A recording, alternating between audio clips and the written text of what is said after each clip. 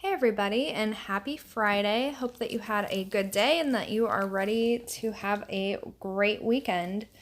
I know I am. I have lots and lots of painting to do this weekend, and I'm so excited about it. I am always happy when I get to just do lots of art on the weekend. Although I do have some homework, I tried my best to get as much of it done during the week as I could, but yeah, I couldn't. I still have actually quite a bit. I should probably just stay up really late tonight and try to do all of it if I can.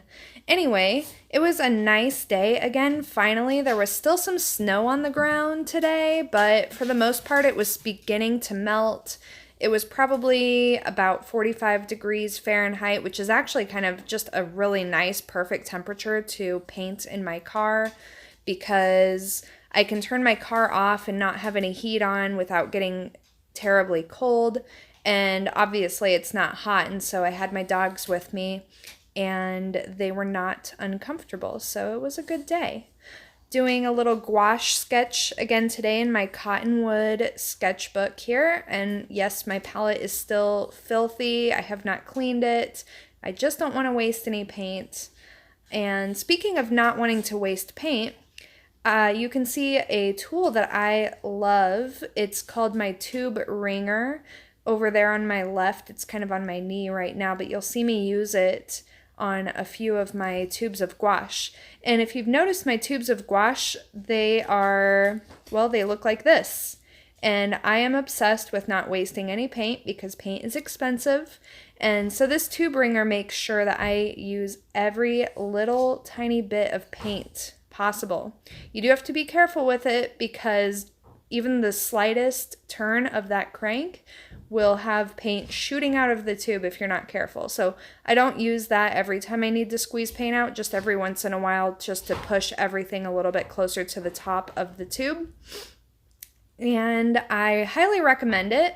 I use this primarily for my oil paints, just because I don't tend to need to squeeze out a lot of watercolor all at once, so I rarely use it on my watercolor tubes.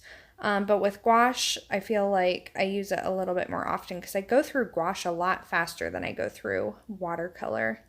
Anyway, it's a great tool. My one bit of advice with it is that if you go and search for a tube wringer on most art supply stores or even on Amazon, the top result is going to be an aluminum tube wringer. Don't get it. I never had one, but I had lots of students bring those to class and they do not work, especially on oil paint tubes, like large oil paint tubes. They are worthless. So mine is stainless steel and it works like a charm. So you've got to spring for the stainless steel tube wringer. And I think it was like $20 or $25, but man, it has saved so much paint that it probably paid for itself within a month of me buying it. And I absolutely love it. Don't know what I would do without it. Don't know what I would do if I lost it and then couldn't find another one. So anyway, today I'm painting some trees. I actually drove out to a little lake that is near my town. Just kind of sat in my car with my pups and the sun was setting. I waited a little bit longer to go out today than I've tried painting just right after work for the most part. Today I needed to charge up my phone so that I would have enough battery power to do some recording.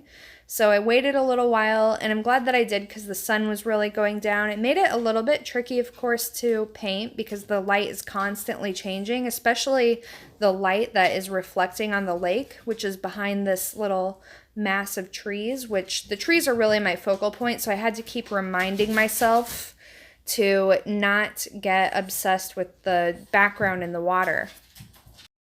So I had to just keep reminding myself that I wanted to really focus on the trees, and I guess lately I'm just obsessed with the setting sun and the low light reflecting on trees and what that looks like because it just makes them look like they're on fire, and I really love that. So that was the painting for today too.